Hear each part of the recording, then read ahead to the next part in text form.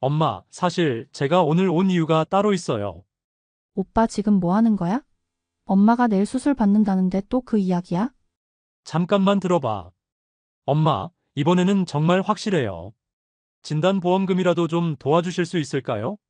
도연아, 내가 말하는 행복이 뭐니? 엄마, 제가 성공하면 엄마한테도 용돈 많이 드리고 좋은 요양원으로도 모시고 갈 수 있어요. 내가 말하는 그 행복이 엄마 목숨값 위에 세워진 거라면 엄마는 그런 행복 바라지 않는다. 이 이야기는 65세 김정숙 씨의 이야기입니다. 김정숙 씨는 남편을 일찍 떠나보내고 아들 하나와 딸 하나를 두고 있습니다. 딸은 평범한 직장에 가정을 꾸려나갔고 아들은 사업을 실패하고 다시 일어나려 하고 있습니다. 새벽 5시 김정숙 씨는 어김없이 잠에서 깼습니다. 습관이란 참 무서운 것이어서 이제는 알람도 필요 없었습니다. 침대에서 일어나며 무릎 관절이 뻐근하게 아팠습니다. 또 시작이군. 정숙 씨는 작은 전셋집 부엌에서 혼자만의 아침을 준비했습니다. 계란 하나, 김치 몇 조각, 밥 반 공기. 이제는 이것도 사치스럽게 느껴졌습니다. 남편이 세상을 떠난 지도 벌써 3년. 그때부터 모든 게 달라졌습니다. 창밖으로 이른 아침 햇살이 스며들었습니다. 예전에는 이 시간이면 남편과 함께 커피를 마시며 하루 계획을 세웠는데 이제는 그저 혼자만의 적막한 시간일 뿐이었습니다. 전화벨이 울렸습니다. 병원에서였습니다. 김정숙님, 지난주 건강검진 결과가 나왔습니다. 심전도에서 이상 소견이 보여서 정밀 검사를 받아보시는 게 좋겠습니다. 정숙 씨의 손이 떨렸습니다. 심장에 문제가 있다는 뜻이었습니다. 얼마나 걸릴까요? 검사비만 30만 원 정도 예상됩니다. 만약 시술이 필요하다면 정숙 씨는 전화를 끊고 나서 한참을 멍하니 앉아 있었습니다. 통장 잔고가 머릿속에 떠올랐습니다. 퇴직금으로 받은 2천만 원은 이미 반이 줄어 있었습니다. 생활비, 전세 보증금, 그리고 아들 도연이의 사업 실패 때 도운 돈까지. 내 몸이 이렇게 망가져 가는데 정숙 씨는 거울을 보았습니다. 언제부터인가 주름이 깊어졌고 머리카락도 성성하게 새어가고 있었습니다. 65이라는 나이가 이렇게 무겁게 느껴진 적이 없었습니다. 딸 지영이에게 전화를 걸까 했지만 손을 멈췄습니다. 지영이는 맞벌이에 아이들까지 키우느라 이미 충분히 바빴습니다. 아들 도연이는 어떨까요? 최근 또 사업을 준비한다고 했는데 이런 말을 들으면 오히려 부담스러워할 것 같았습니다. 정숙 씨는 차라리 혼자 감당하기로 했습니다. 평생 그래왔듯이 말입니다. 결혼 후에는 가족을 위해 자신은 늘 뒷전이었습니다. 오후가 되자 현관문을 두드리는 소리가 났습니다. 아들 도연이었습니다. 엄마, 집에 계시죠? 문을 열자 도연이가 평소보다 밝은 표정으로 들어왔습니다. 뭔가 좋은 일이 있는 것 같았습니다. 엄마, 오늘 좀 이야기할 게 있어서 왔어요. 정숙 씨는 아들에게 차를 끓여주며 마음속으로 불안감을 느꼈습니다.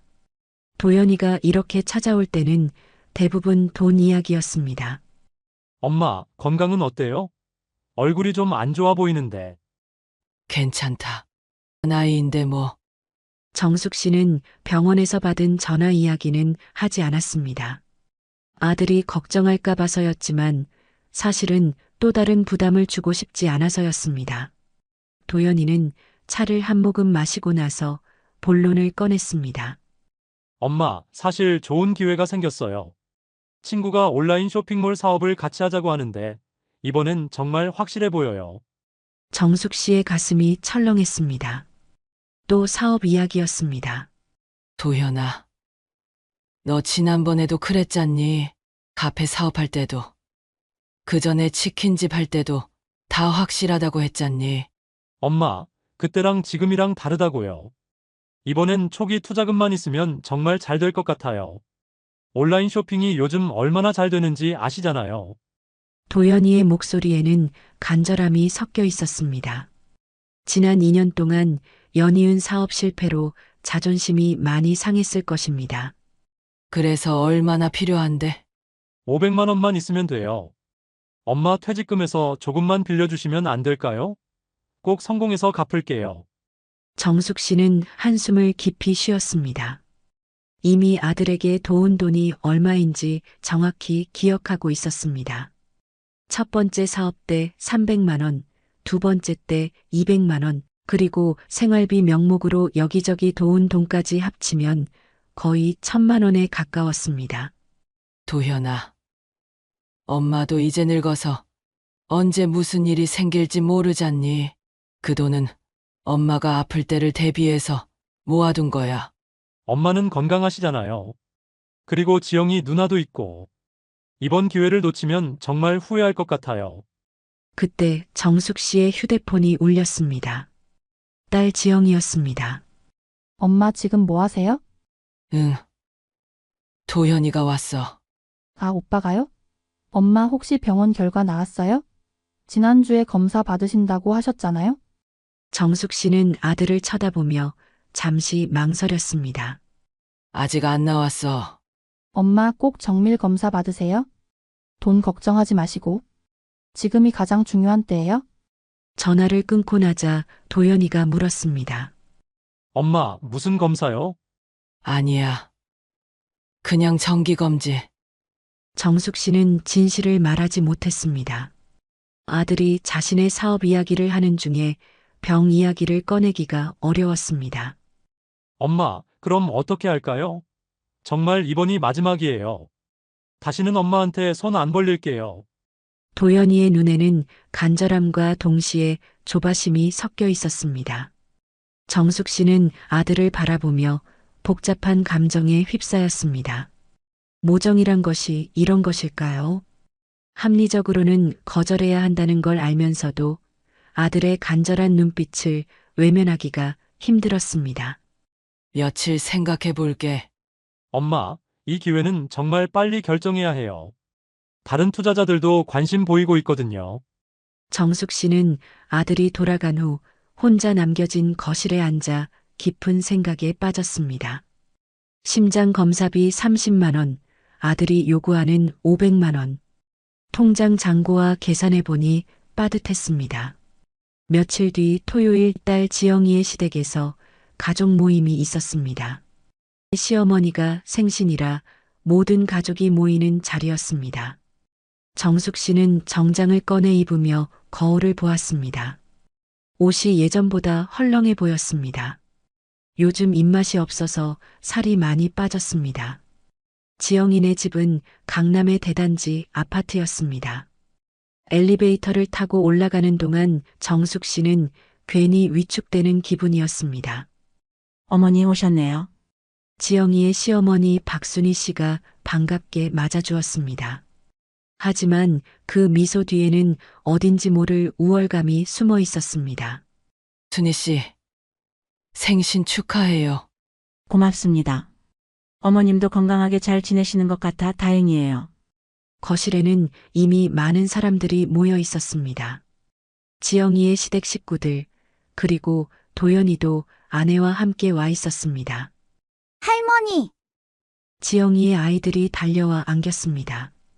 이럴 때만큼은 정숙 씨의 얼굴에 진짜 미소가 떠올랐습니다. 우리 손주들 많이 컸네. 식사가 시작되자 자연스럽게 근황 이야기가 오갔습니다. 지영이 정말 대단해요.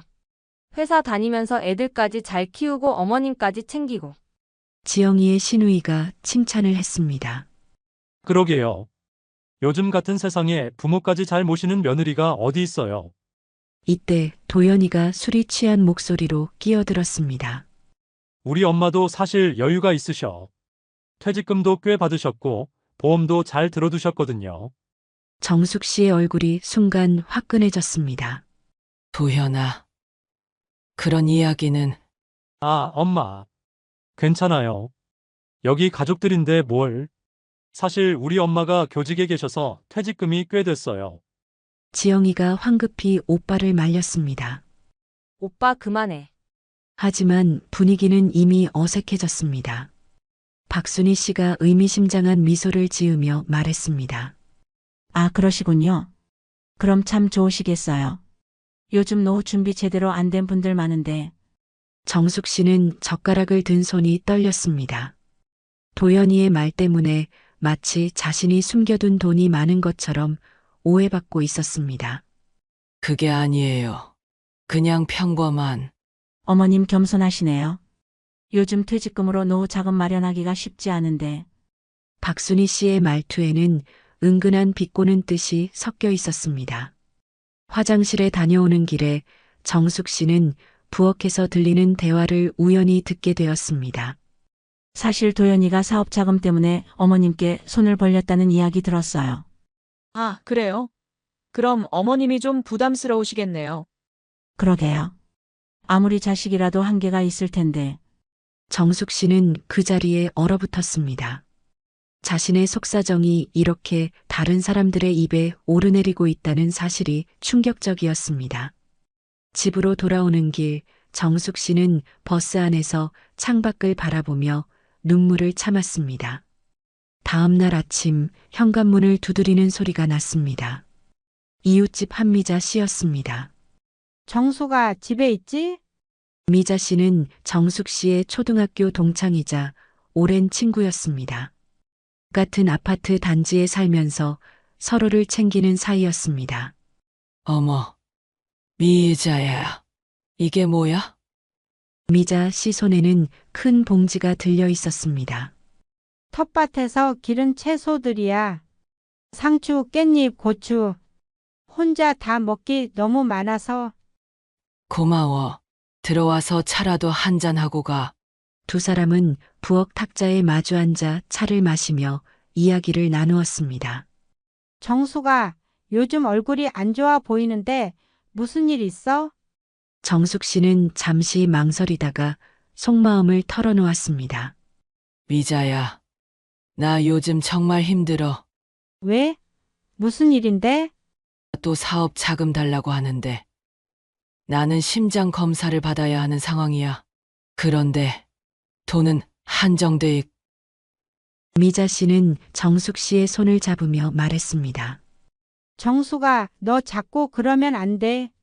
자식이 부모를 지켜주는 게 아니라 부모가 자기 자신을 지켜야 하는 거야. 하지만 자식인데 어떻게 외면해? 외면하라는 게 아니야. 내가 쓰러지면 누가 널 지켜줄 건데? 도연이가? 지영이는 이미 자기 일로 바쁘고. 미자 씨의 말은 날카로웠지만 현실적이었습니다. 나도 비슷한 일 겪어봐서 안다. 우리 큰아들도 한때 사업한다고 난리였거든. 그때 남편이 단호하게 선을 그어줬어. 처음엔 원망했지만 나중에는 고마워하더라고. 정숙 씨는 미자의 이야기를 들으며 많은 생각에 잠겼습니다. 미자야. 그런데 정말 마음이 아프더라. 어제 사돈댁 모임에서 도연이가 술 취해서 내가 돈이 많다고 떠벌렸어. 어머, 그래? 사람들 앞에서 창피하기도 했지만 더 속상한 건 도연이가 내 형편을 모르고 있다는 거야. 아니면 알면서도 무시하고 있거나. 미자 씨는 고개를 끄덕였습니다. 정수가 이제 정말 결정해야 할 때야.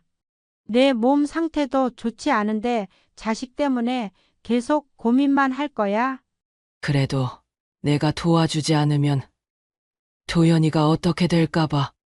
정수가 도연이는 이미 42이야. 이제 스스로 책임져야 할 나이라고.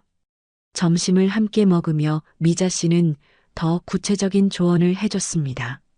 너 혼자 끙끙 앓지 말고 지영이한테라도 솔직히 이야기해봐. 병원 검사 일정도 잡고. 지영이한테 부담 주기 싫어서. 부담이 아니야. 딸이 엄마를 챙기는 건 당연한 거라고. 미자 씨가 돌아간 뒤 정숙 씨는 냉장고에 신선한 채소들을 정리하며 마음이 조금 따뜻해졌습니다. 그래도 내 옆에 있어주는 사람은 혈연보다 오히려 이런 친구였습니다. 저녁 무렵 지영이에게 전화를 걸었습니다. 지영아, 엄마야. 네, 엄마? 무슨 일이세요? 병원. 검사 결과 나왔어. 심장에 좀 문제가 있다는데 정밀 검사를 받아보라고 하네. 전화 너머로 지영이가 놀라는 기색이 느껴졌습니다. 엄마 언제 검사 받으실 거예요? 제가 같이 갈게요. 바쁠 텐데 괜찮겠어? 엄마 지금이 가장 중요한 때잖아요? 회사 일은 제가 알아서 할게요. 일주일 후 화요일 정숙 씨는 딸 지영이와 함께 대학병원을 찾았습니다. 심장내과에서 정밀 검사를 받는 날이었습니다. 긴장 마세요, 엄마. 괜찮을 거예요? 지영이가 정숙 씨의 손을 꼭 잡아주었습니다. 하지만 정숙 씨의 마음은 무거웠습니다. 검사는 생각보다 오래 걸렸습니다. 심전도, 심장 초음파, 관상동맥 조영술까지 3시간이 넘게 걸린 검사가 끝나고 나서 정숙 씨는 탈진한 기분이었습니다. 결과는 오후에 나올 예정입니다. 잠시 대기해 주세요. 의료진의 말을 듣고 지영이가 말했습니다. 엄마 병원 식당에서 점심 드실까요? 응. 고마워, 지영아. 점심을 먹으며 지영이가 조심스럽게 물었습니다. 엄마 오빠가 또 사업 자금 이야기했죠? 정숙 씨는 깜짝 놀랐습니다. 내가 어떻게? 올케 언니가 저한테 전화했어요? 엄마한테 돈 빌리려고 한다고? 엄마 상황도 어려운데 미안하다면서. 정숙 씨는 한숨을 쉬었습니다. 지영아, 엄마가 어떻게 해야 할까? 엄마 솔직히 말씀드릴게요. 오빠는 이제 스스로 해결해야 해요. 계속 엄마한테 의존하면 안 돼요.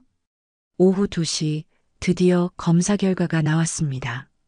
김정숙님, 관상동맥에 협착이 발견됐습니다. 왼쪽 주요 혈관이 막혀가고 있어서 빠른 시일 내에 스텐트 시술을 받으셔야 합니다. 의사의 말에 정숙 씨는 머리가 하얘졌습니다. 그러면 얼마나 위험한 건가요? 지금 당장 생명에 지장은 없지만 방치하면 심근경색으로 이어질 수 있습니다. 되도록 빨리 시술 받으시는 게 좋겠습니다. 비용은 어느 정도? 보험이 적용돼서 본인 부담금은 200만 원 정도 예상됩니다. 병원을 나오는 길에 정숙 씨와 지영이는 말없이 걸었습니다. 엄마 걱정하지 마세요. 수술비는 제가 준비할게요. 지영아, 내가 어떻게? 너도 애들 학비며 살림비며 바쁠 텐데. 엄마 지금은 그런 게 중요한 게 아니에요? 집에 돌아온 정숙 씨는 소파에 주저앉아 깊은 한숨을 쉬었습니다. 그때 현관문이 열렸습니다. 도연이었습니다. 엄마, 집에 계시네요. 병원 다녀오셨어요? 응. 어떻게 나왔어요? 정숙 씨는 잠시 망설이다가 사실을 말했습니다. 심장에 문제가 있어서 수술을 받아야 한대. 도연이의 얼굴에 놀라는 표정이 스쳤습니다. 어머, 그래요? 그럼 언제 수술 받으세요? 다음 주 중으로. 그럼 입원비며 수술비며 많이 들겠네요. 정숙 씨는 아들의 말에서 묘한 뉘앙스를 감지했습니다. 보험으로 많이 나와서 200만 원 정도 든대. 아, 그 정도면 다행이네요. 그런데 엄마, 혹시 보험금 나오는 건 없어요? 정숙 씨는 아들을 바라보며 서서히 실망감이 밀려오는 것을 느꼈습니다. 왜? 아니에요. 그냥 궁금해서. 엄마가 가입한 보험들이 있잖아요. 그때 도연이가 본론을 꺼냈습니다. 엄마, 사실 저 오늘 급한 일이 생겼어요. 사업 파트너가 내일까지 결정하라고 하는데 정말 이번 기회를 놓치면 안 될 것 같아서요. 정숙 씨는 믿을 수가 없었습니다.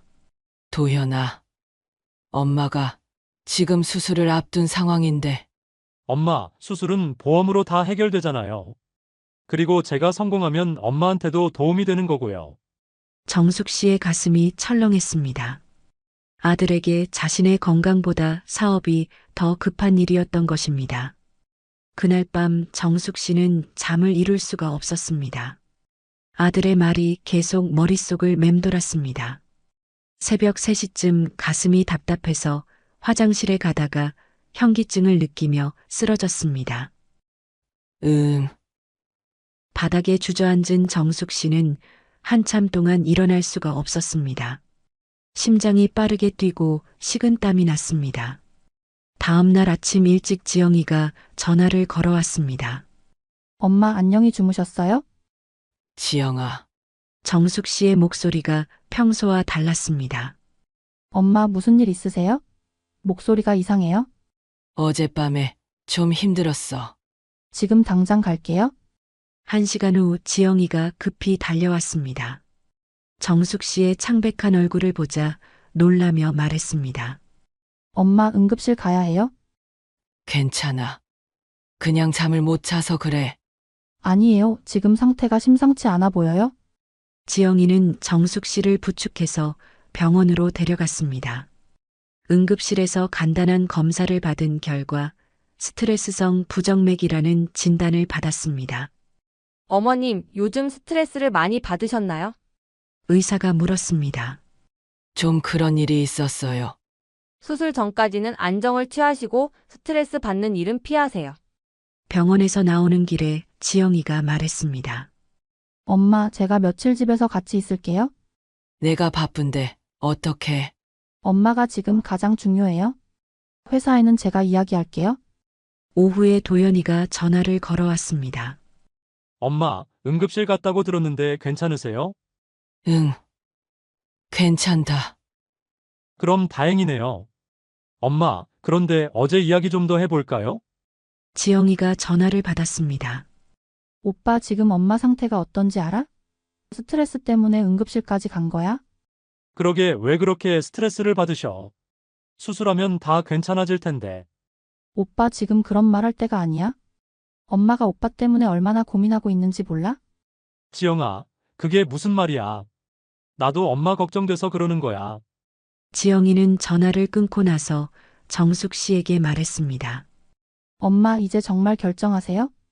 오빠한테 분명히 말씀하셔야 해요.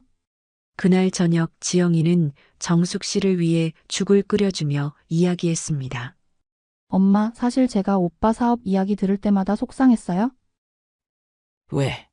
엄마가 얼마나 힘들어 하시는지 오빠는 모르는 것 같아서요? 아니면 알면서도 모른 척 하는 건지. 정숙 씨는 지영이가 평소보다 많이 단호해진 것을 느꼈습니다. 지영아. 그래도 오빠니까. 엄마 가족이라고 해서 무조건 희생하라는 법은 없어요? 특히 엄마 건강이 이런 상황에서는요? 밤이 되자 지영이는 정숙 씨 옆에서 함께 잤습니다. 오랜만에 딸과 나누는 밤이었습니다. 지영아. 고마워. 뭐가요? 내가 이렇게 챙겨줘서. 사실 엄마가 많이 무서웠어. 지영이가 정숙 씨의 손을 잡았습니다. 엄마 앞으로는 혼자 끙끙 앓지 마세요. 저한테 말씀해 주세요. 이튿날 아침 도연이가 또 찾아왔습니다.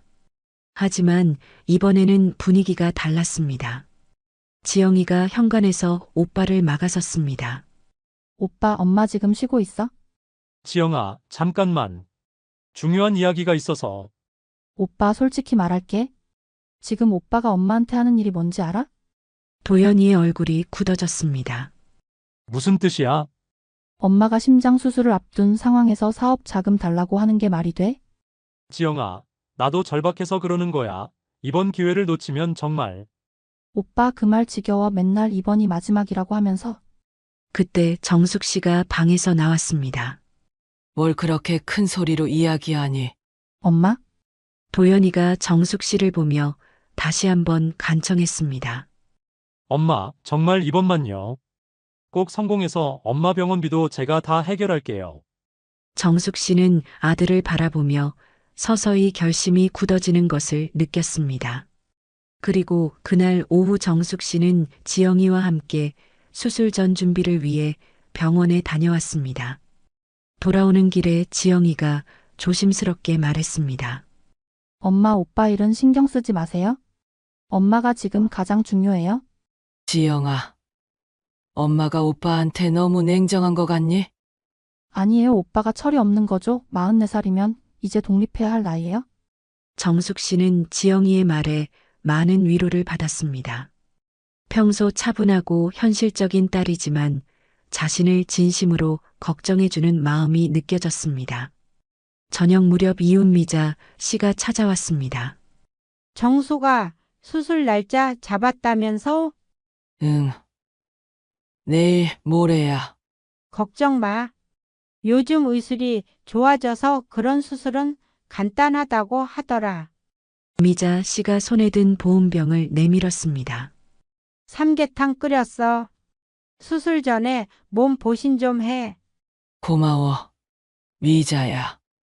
그런데 도윤이는 뭐 하고 있어? 엄마 수술하는데. 정숙 씨는 깊은 한숨을 쉬었습니다. 사업 자금 때문에 난리야. 어제도 와서 돈 달라고 했어. 미자 씨의 얼굴이 굳어졌습니다. 뭐라고? 내가 수술 앞둔 마당에? 응. 나도 이제 지쳤어. 정수가 이제 정말 성 긋고 살아야 해. 내가 계속 들어주면 도윤이는 평생 철 안 든다라. 그날 밤 정숙 씨는 지영이와 함께 수술 동의서를 작성하며 이야기했습니다. 지영아, 만약에 엄마한테 무슨 일이 생기면 엄마 그런 말씀 마세요. 아무 일 없을 거예요?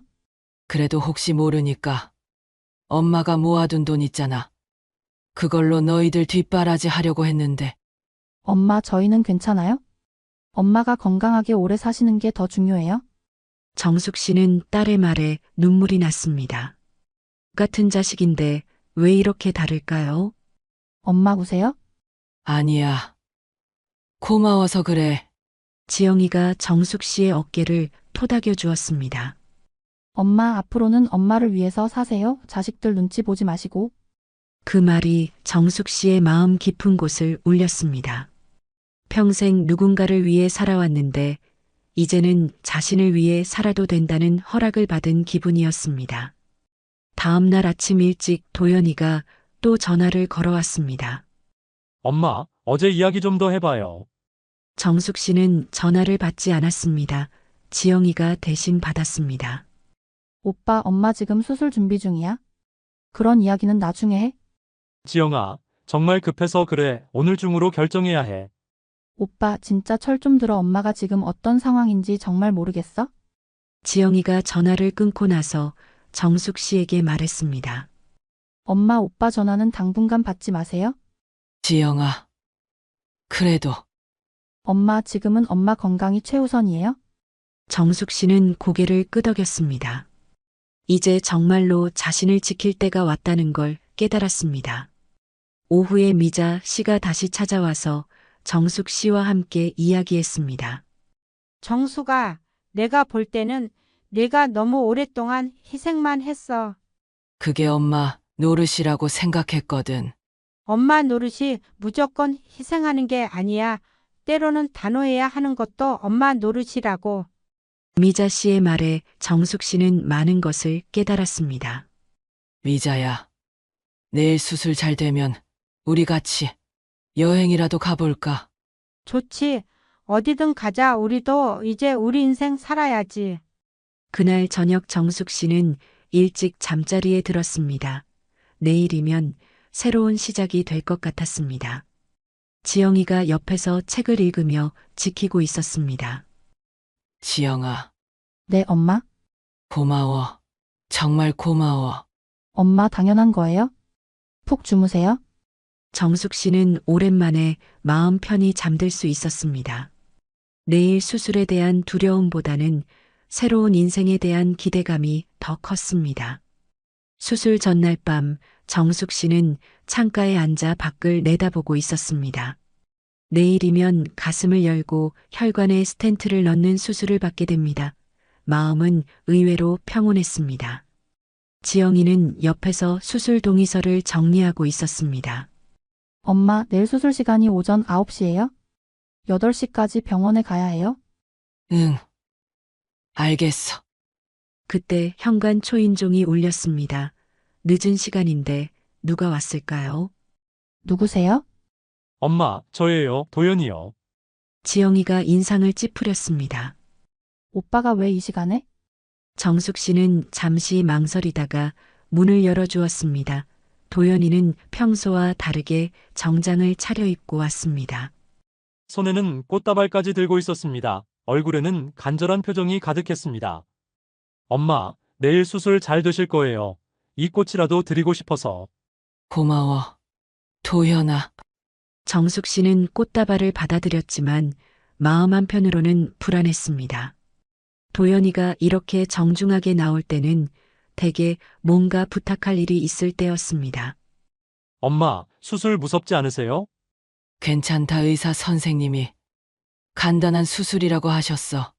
잠시 침묵이 흘렀습니다. 지영이는 오빠를 경계하는 눈빛으로 바라보고 있었습니다. 도연이가 조심스럽게 본론을 꺼냈습니다. 엄마, 사실 제가 오늘 온 이유가 따로 있어요. 뭔데? 파트너가 내일 아침까지 최종 답을 달라고 해서요. 정말 마지막 기회라고 하는데. 지영이가 벌떡 일어났습니다. 오빠 지금 뭐 하는 거야? 엄마가 내일 수술 받는다는데 또 그 이야기야? 지영아, 잠깐만 들어봐. 엄마, 이번에는 정말 확실해요. 진단보험금이라도 좀 도와주실 수 있을까요? 정숙 씨의 가슴이 철렁했습니다. 역시나였습니다. 도연아. 진단보험금을 왜? 엄마 잘 되시면 우리 가족 모두 행복해질 수 있잖아요. 제가 성공하면 엄마한테 훨씬 더 많이 드릴 수 있어요. 정숙 씨는 아들을 바라보며 깊은 실망감에 휩싸였습니다. 지금 이 순간에도 아들은 자신의 사업 생각밖에 하지 않고 있었습니다. 도연아. 내가 말하는 행복이 뭐니? 엄마, 제가 성공하면 엄마한테도 용돈 많이 드리고 좋은 요양원으로도 모시고 갈 수 있어요. 도연아. 정숙 씨의 목소리가 떨렸습니다. 내가 말하는 그 행복이 엄마 목숨값 위에 세워진 거라면 엄마는 그런 행복 바라지 않는다. 도연이의 얼굴이 굳어졌습니다. 엄마, 무슨 말씀이세요? 제가 그런 뜻으로 한 말이 아니에요. 그럼 무슨 뜻으로 한 말이야? 정숙 씨의 눈에 눈물이 고였습니다. 도연아. 엄마가 언제부터 내 돈줄이 됐니? 엄마가 아프다고 하니까 보험금부터 생각하고 수술 전날 밤까지 와서 돈 이야기를 하는 내가 정말 엄마 아들이 맞니? 엄마, 그게 아니라. 도연아. 엄마도 이제 지쳤다. 정숙 씨의 목소리는 점점 커졌습니다. 내가 실패할 때마다 엄마가 메워주고 내가 힘들 때마다 엄마가 해결해주고 그런데 엄마가 힘들 때는 누가 챙겨주니? 누가? 지영이가 정숙 씨 옆에 앉으며 어깨를 감쌌습니다. 엄마 너무 흥분하지 마세요.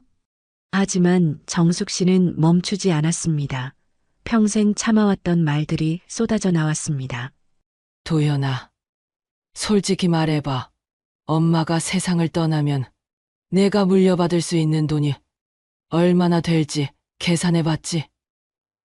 그게 내가 엄마를 보는 진짜 시선이지. 엄마, 정말 그런 뜻이 아니에요. 제가 왜 엄마를 그렇게 생각하겠어요? 그럼 왜 엄마가 수술대에 올라갈 생각을 하고 있는 이 밤에 와서 돈 이야기를 하는 거야? 정숙 씨는 눈물을 흘리며 단호하게 말했습니다. 도연아. 이제 정말 그만하자. 엄마는 더 이상 내 뒷바라지 못하겠다. 지겹다. 엄마, 나가줘. 엄마가 마음 편히 수술 받을 수 있게 나가줘. 도연이는 한참을 망설이다가 할 말을 찾지 못하고 집을 나갔습니다. 문이 닫히는 소리가 유난히 크게 들렸습니다. 지영이가 정숙 씨를 안으며 말했습니다. 엄마 정말 잘하셨어요. 이제야 속이 다 시원해요? 지영아. 엄마가 너무 매정한 거 같니? 아니에요, 엄마. 당연한 말씀하신 거예요? 오빠가 너무 심했어요? 정숙 씨는 소파에 주저앉으며 깊은 한숨을 쉬었습니다. 평생 저런 말 한 번도 해본 적이 없는데. 엄마 때로는 그런 말도 필요해요? 오빠가 철들 때까지는? 그날 밤 정숙 씨는 의외로 마음이 홀가분했습니다. 오랫동안 가슴속에 맺혀 있던 것들을 다 토해낸 기분이었습니다. 지영아, 고마워. 뭐가요? 내가 엄마 편에 서줘서 혼자였으면 또 무너졌을 거야. 엄마 당연한 거예요? 이제 푹 주무세요. 내일 수술 잘 받으셔야 해요. 정숙 씨는 오랜만에 깊이 잠들 수 있었습니다. 마음의 짐을 내려놓으니 몸도 한결 가벼워진 기분이었습니다. 수술은 예상보다 빠르게 끝났습니다. 오전 9시에 시작해서 2시간 만에 모든 게 끝났습니다.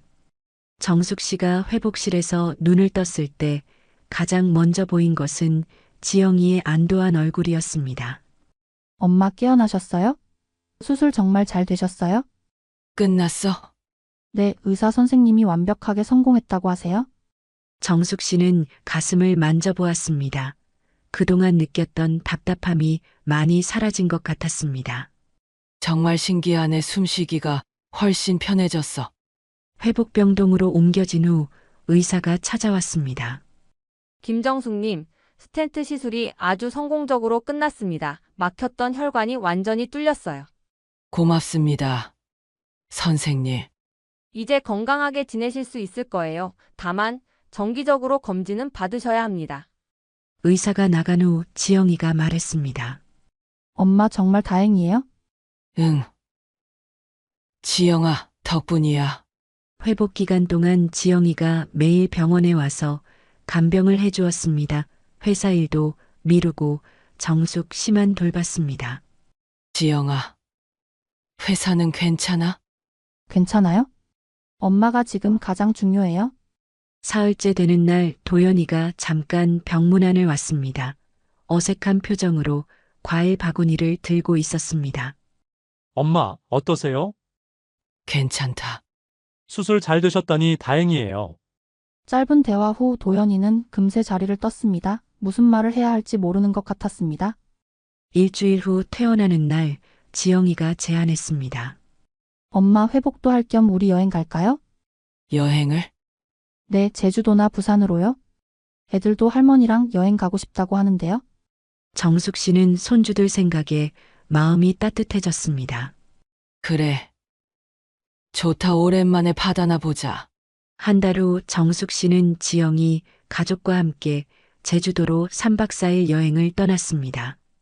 오랜만에 보는 바다가 너무나 시원했습니다. 할머니, 여기 정말 예쁘죠? 손주가 조개 껍데기를 주우며 뛰어다녔습니다. 그래. 정말 예쁘다. 정숙 씨는 파도 소리를 들으며 깊이 숨을 들이쉬었습니다. 가슴이 답답했던 시절이 꿈만 같았습니다. 엄마 얼굴이 정말 밝아지셨어요? 그래. 엄마도 그런 기분이야. 여행에서 돌아온 후 정숙 씨는 큰 결심을 했습니다. 지영아, 엄마가 이사를 할까 해. 어디로요? 좀 작은 곳으로. 이 집은 엄마 혼자 살기에는 너무 크고 관리비도 부담스러워. 지영이는 엄마의 결정을 적극 지지했습니다. 좋은 생각이에요. 엄마께 맞는 곳으로 가세요. 정숙 씨는 여러 곳을 알아본 끝에 경기도 외곽의 작은 전원주택을 선택했습니다. 집값이 저렴해서 여윳돈도 생겼고 무엇보다 조용하고 공기가 좋았습니다. 미자야, 나 이사하는데 너도 같이 갈래? 어디로? 전원주택이야. 작은 정원도 있고 텃밭도 가꿀 수 있어. 좋네. 나도 도시 생활 지겨웠어. 2달 후 정숙 씨와 미자 씨는 나란히 새로운 동네로 이사했습니다. 여기 공기 정말 좋다. 그러게, 왜 진작 이런 곳으로 안 왔을까? 정숙 씨는 작은 텃밭을 만들어 상추, 깻잎, 토마토를 심기 시작했습니다. 흙을 만지며 채소를 기르는 일이 이렇게 즐거운 줄 몰랐습니다. 정수가 요즘 표정이 완전히 달라졌어. 정말. 응, 예전에는 항상 걱정이 가득한 얼굴이었는데 지금은 여유가 느껴져. 몇 달이 지난 어느 날 도연이가 전화를 걸어왔습니다. 엄마, 어떻게 지내세요? 응. 잘 지내고 있어. 엄마, 그때 일은 정말 죄송했어요. 제가 너무 철이 없었죠. 정숙 씨는 조용히 들었습니다. 엄마, 사실 그동안 생각 많이 했어요. 제가 너무 이기적이었다는 걸 알겠어요. 도연아. 이제 내일은 내가 알아서 해. 엄마는 더 이상 간섭하지 않을게. 내 엄마. 네, 엄마 그런데 엄마. 뭐, 가끔 그냥 안부 인사드리러 가도 될까요? 돈 이야기 말고 그냥 아들로서요. 정숙 씨는 잠시 생각하다가 대답했습니다. 그래. 그럴 때는 언제든 와. 전화를 끊고 정숙 씨는 마당에 나가 꽃에 물을 주었습니다. 한 달 전에 심은 장미가 예쁘게 피어나고 있었습니다. 저녁 무렵 지영이가 아이들과 함께 놀러 왔습니다. 할머니, 손주들이 달려와 안겼습니다. 우리 손주들. 할머니 보고 싶었어? 네. 할머니가 기른 토마토 따러왔어요. 그래. 빨갛게 익은 것들만 이따 가거라. 저녁을 함께 먹으며 지영이가 말했습니다. 엄마 정말 건강해 보이세요? 여기로 이사 오길 잘했어요? 응. 엄마도 그렇게 생각해. 미자 이모도 같이 계셔서 더 좋겠어요? 그래. 서로 챙겨주니까 외롭지 않아. 그날 밤 정숙 씨는 오랜만에 일기를 썼습니다. 오늘 도연이가 전화했다. 사과하는 것 같았다. 미워하지는 않는다. 다만, 이제는 내 인생을 살 때가 왔다는 걸 안다. 노후는 자식을 위한 희생이 아니라 내가 나를 지켜내는 시간이다. 이제야 그걸 깨달았다. 일기를 쓰고 나서 정숙 씨는 창밖을 바라보았습니다. 달빛이 작은 정원을 비추고 있었습니다. 자신이 심은 채소들이 달빛 아래서 조용히 자라고 있었습니다. 며칠 후 미자 씨와 함께 동네 카페에서 커피를 마시며 이야기했습니다. 정수가 정말 많이 변했다. 예전에는 항상 걱정이 가득한 얼굴이었는데 미자야, 내 덕분이야. 그때 내가 해준 말이 없었으면 아직도 끙끙 앓고 있었을 거야. 정숙 씨는 창밖의 푸른 들판을 바라보며 말했습니다.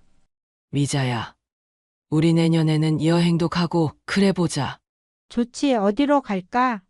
부산도 가보고 강릉도 가보고 이제 우리 나이에 못 해본 것들 다 해보자. 그래, 이제 우리 인생이야. 두 사람은 미래에 대한 이야기를 나누며 웃었습니다. 정숙 씨는 오랜만에 마음속 깊은 곳에서 우러나오는 웃음을 웃었습니다. 집으로 돌아온 정숙 씨는 거울을 보았습니다. 눈빛이 예전과 완전히 달랐습니다. 초연하고 단단해진 모습이었습니다. 더 이상 누군가의 눈치를 보거나 비위를 맞추려 하지 않는 당당한 모습이었습니다. 핸드폰에 지영이에게서 문자가 왔습니다. 엄마 오늘도 고생 많으셨어요? 내일 아이들이 할머니 보고 싶다고 하니까 저녁에 갈게요. 사랑해요.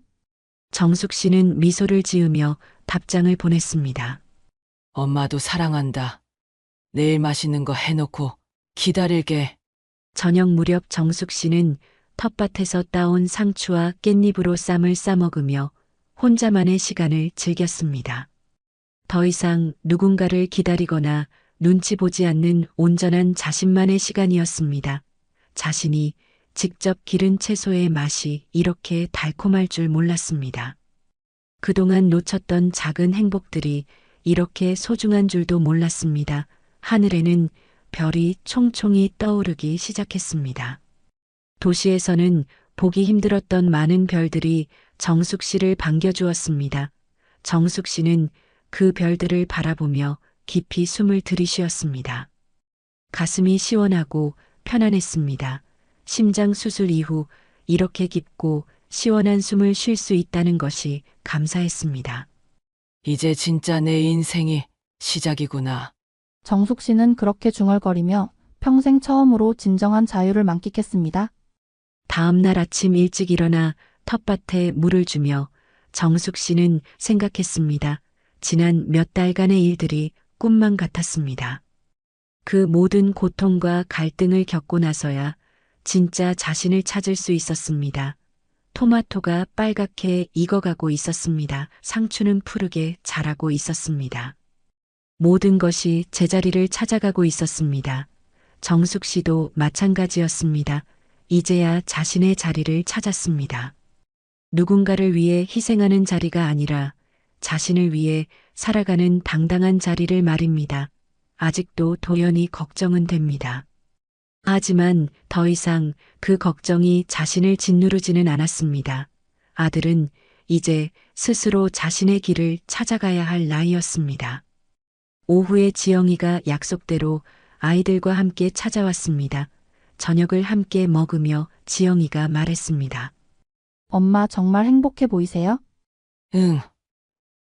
정말 행복해. 오빠는 요즘 어떻게 지내고 있는지 아세요? 가끔 안부 전화 와. 그런 대로 지내는 것 같더라.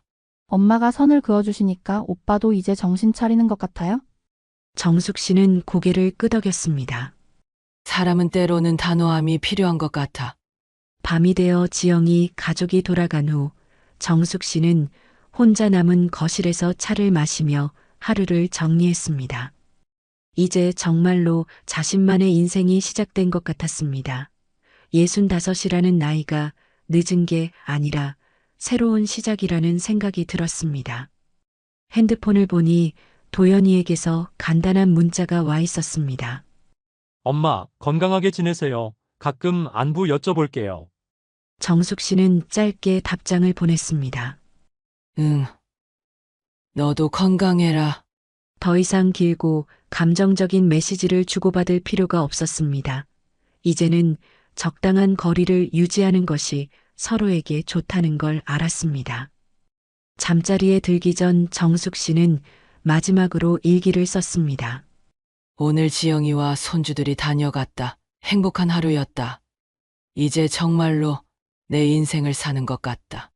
늦었지만 후회하지 않는다. 앞으로 남은 시간들이 기대된다. 창밖으로 스며드는 달빛이 정숙 씨의 얼굴을 비췄습니다. 그 얼굴에는 평온하고 만족스러운 미소가 떠올라 있었습니다. 김정숙 씨의 새로운 인생이 이제 막 시작되었습니다.